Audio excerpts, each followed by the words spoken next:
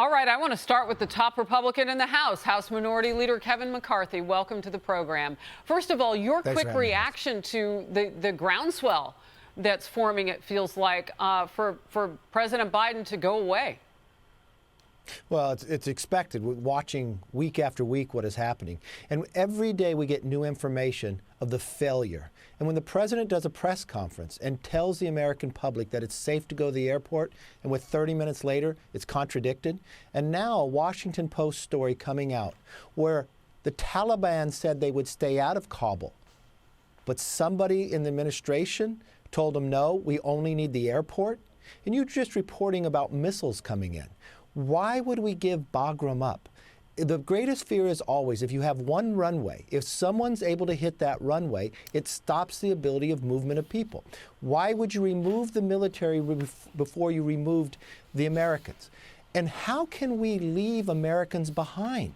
If earlier in this month you had this spokesperson for the defense say there was 11,000 Americans and they say they've got 5,400 out, they're making a conscious decision that they're leaving Americans behind. Why would you do that? You know, I am so curious, Leader McCarthy, why you all have not been called back onto the Hill. Where is Speaker of the House Nancy Pelosi in this? And I've seen your calls for her to say, come on, we're going back over Afghanistan. What is she responding with? She's ignoring us. I am at the Hill today. There will be a number of Republican members, all the veterans. We will be here for a briefing.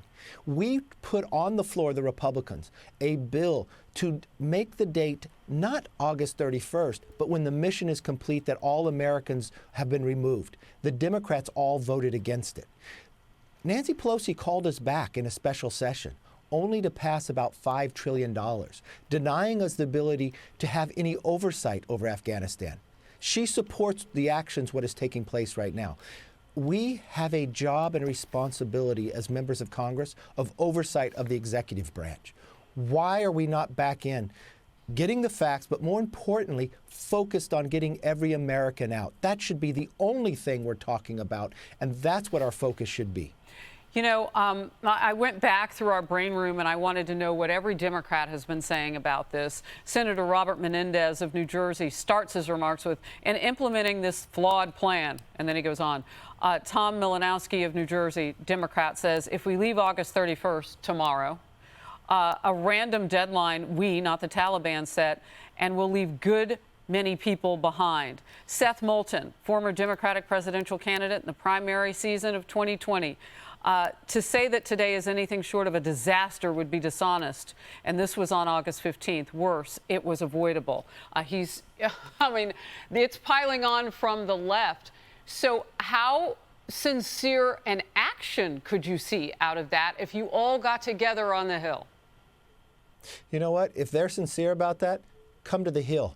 Join us on the floor, asking the Speaker to open up. Otherwise, you're standing with the Speaker and this administration in the decision of leaving Americans behind. It is disgusting that we're depending on the Taliban. And I'm sorry, you can't say the Taliban, ISIS, and Al-Qaeda are different. They are all the same fruit from the same tree. Wow. And think of this. You watch that Pentagon briefing. The question again, why have they not given the names of the individuals that they said they killed that were terrorists? Why can't they give us those names? And that's important. A lot of questions rise up. That's important because where do they come from? Who are they? They talked about that these were important people that they took out. Well, were these important people also individuals who were in that prison in Bagram? Remember what happened when you made the decision to leave Bagram. You left in the middle of the night without telling our allies. So right there, that provided the air power to keep the Afghanis fighting. It also held prisoners of more than 5,000. Did those prisoners that now are bombing after our men and women in uniform who've made 13 new Gold Star families, did they come from that prison?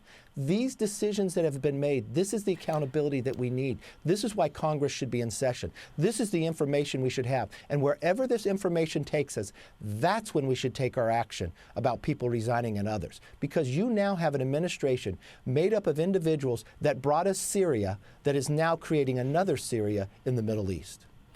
Senator Lindsey Graham, so a cross chamber from you, on the long-term effects of President Biden's withdrawal from Afghanistan. It's not just this week, it's in the future. Let's watch. 9/11 just went through the roof. President Biden said that he wanted to take this Afghanistan off the plate for future presidents. He's done the exact opposite. For the next 20 years, American presidents would be dealing with this catastrophe in Afghanistan. This war has not ended. We've entered into a new deadly chapter. Terrorists are now in charge of Afghanistan. What do you say about that? He's 100% correct.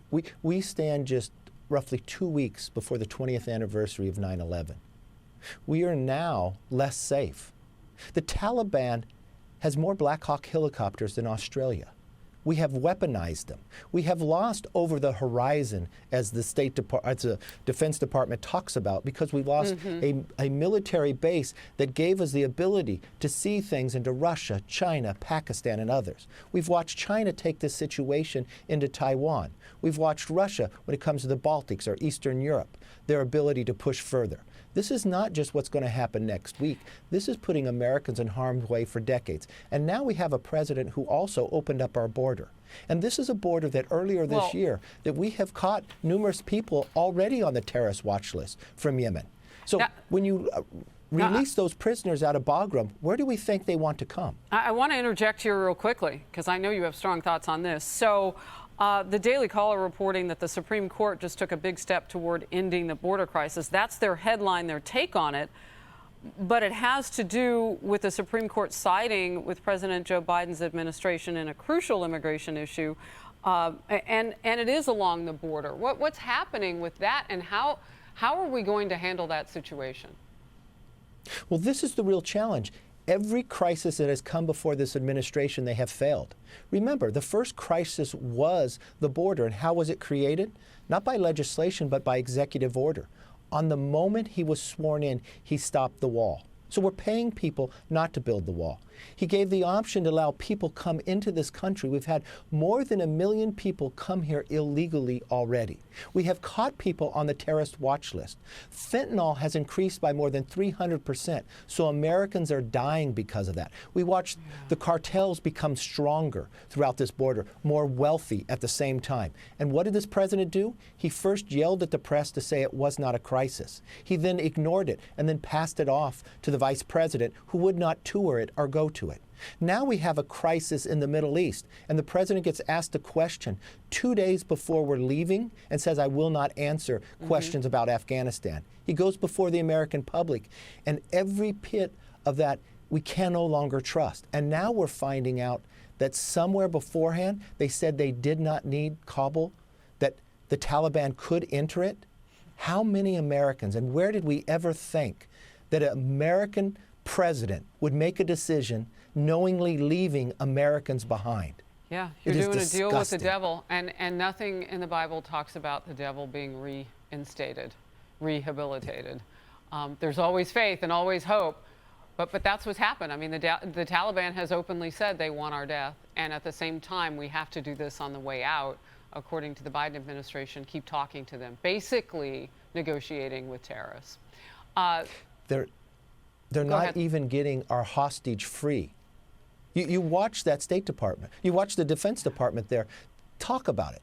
They're leaving, and still they're leaving Americans and our hostages there, and they're leaving Americans to become hostages. Well, and I was just going to say, some military analysts have called the entire situation a hostage taking, anybody we leave behind. House Minority Leader Kevin McCarthy with us in Focus today. I appreciate your words and your time, your expertise. Please let us know if any Democrats join you on the Hill and on the floor asking Nancy Pelosi to open up the full House and talk about Afghanistan. Thank you, sir.